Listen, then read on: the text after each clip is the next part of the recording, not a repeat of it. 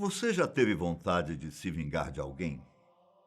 São várias as obras em que alguém pisa no calo de uma pessoa e então é alvo de um plano pra lá de mirabolante.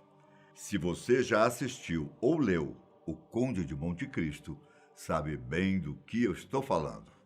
E assim como essa história, que foi inspirada na vida de Pierre Picot, muitas outras são repassadas de geração em geração.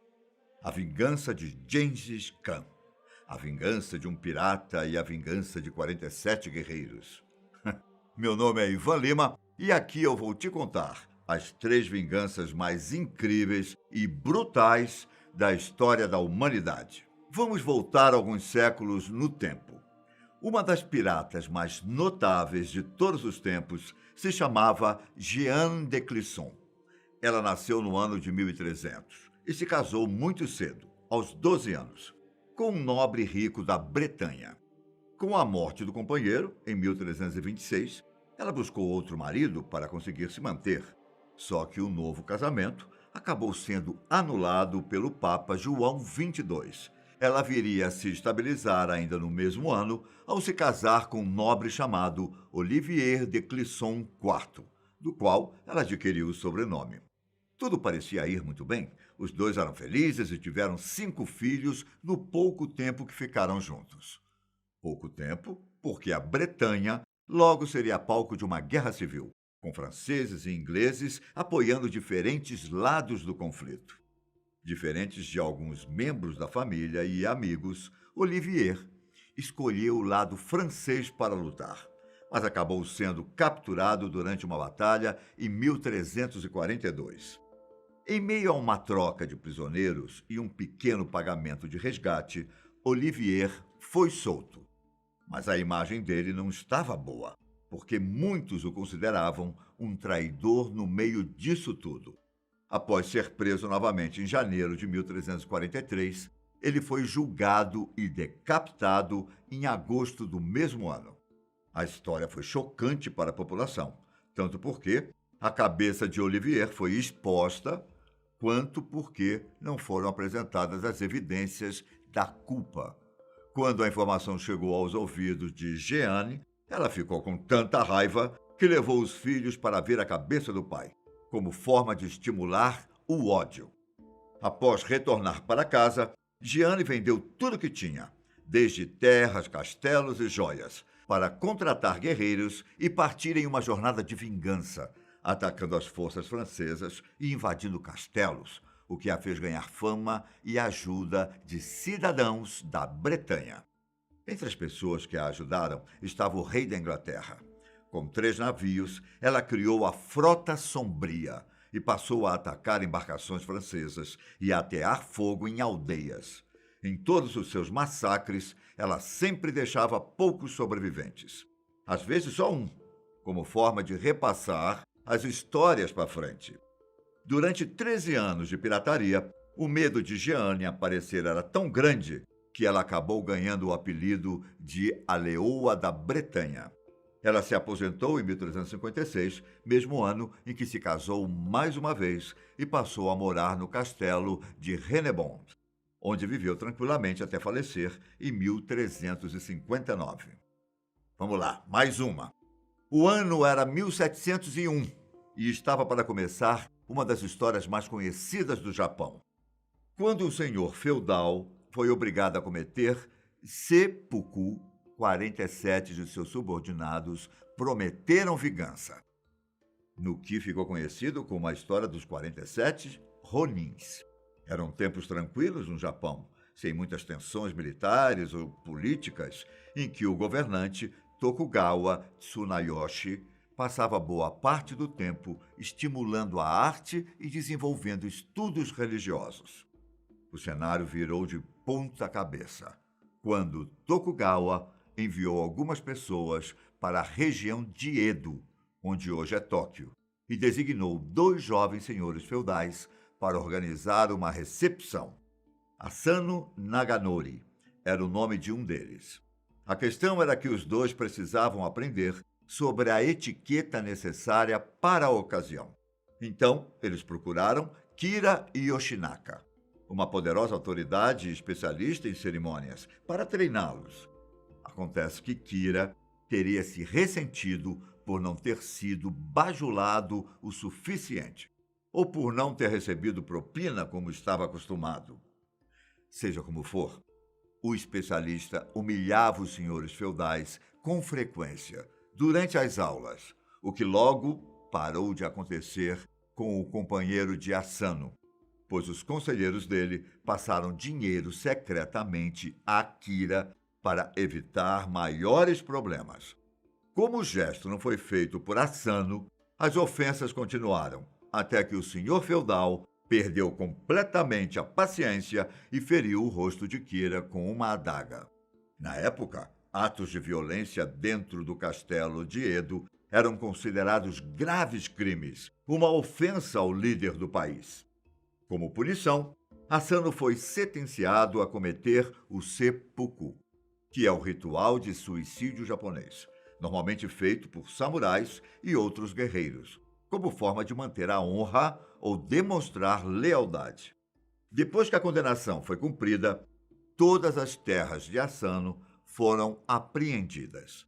A família foi abandonada e os mais de 300 samurais, sob as ordens dele, se tornaram ronins, que são guerreiros sem um senhor para liderá-los. Só que 47 desses guerreiros fizeram juramento secreto para vingar Asano, mesmo que as consequências fossem severas. Tendo em mente que poderia ser atacado, Kira reforçou a própria segurança e tomou as garantias para que estivesse com proteção todo o tempo. Os ronins levaram isso em consideração e se dispersaram, dando a entender que deixaram de lado o código samurai. Por exemplo, o líder do grupo, Oishi Yoshio, se mudou para Kyoto e criou fama de passar seu tempo em bares e prostíbulos. Os outros guerreiros aproveitaram e coletaram informações suficientes para um contra-ataque. Quando a notícia de que Oishi tinha sido tomado pela bebedeira chegou até os ouvidos de Kira, ele abaixou a guarda, pensando que não haveria mais vingança. Em janeiro de 1703, os 47 ronins atacaram a casa de Kira e o deixaram sem escapatória.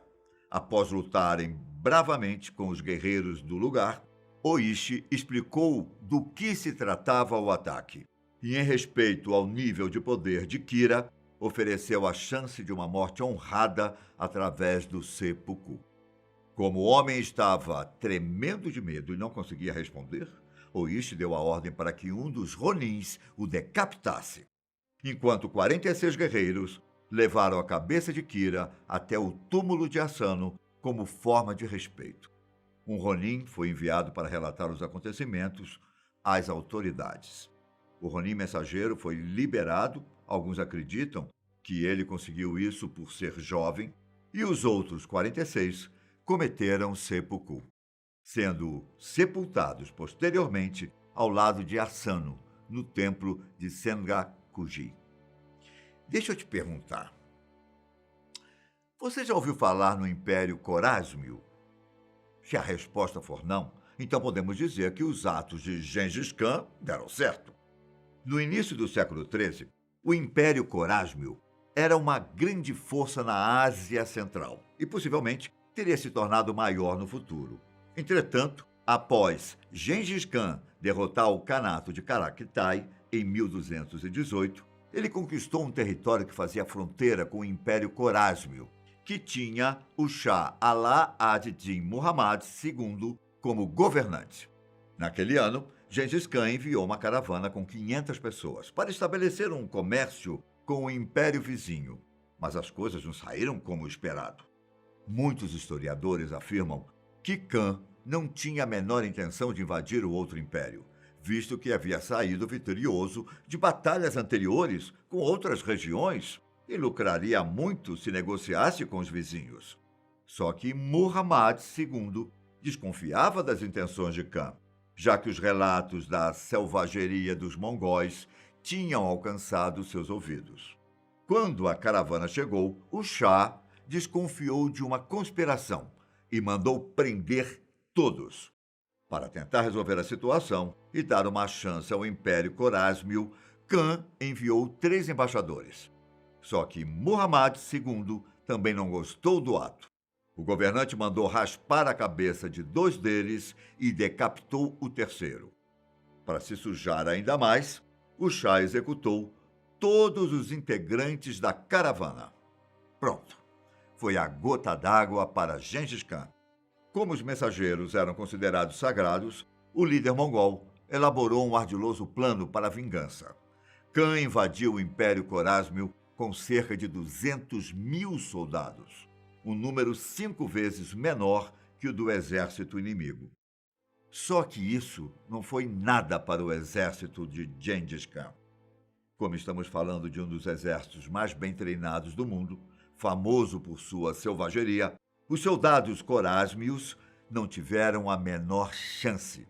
Em quase 2 anos, o exército mongol conseguiu destruir os guerreiros inimigos e fez um estrago no mapa do império rival, até mesmo desviando rios para limpar a região. Só ficou vivo quem conseguiu fugir, porque nem mesmo os animais foram poupados e quase todos os 4 milhões de habitantes foram massacrados. Uma pintura chamada A Apoteose da Guerra, feita em 1871, ilustra bem os campos de batalha após as vitórias dos mongóis, com uma pirâmide feita a partir das caveiras dos inimigos. Por mais que a obra tenha sido dedicada aos grandes conquistadores do mundo, alguns pesquisadores afirmam que a pilha de caveiras é uma clara referência ao Império Mongol. O Império Corásmio foi apagado do mapa e Muhammad II se escondeu em uma ilha do Mar Cáspio, onde morreu semanas depois de fugir. Você gostaria de saber mais de histórias de vinganças que marcaram o mundo? Me diga aqui embaixo, para trazermos no futuro. Um grande abraço, até a próxima. Tchau!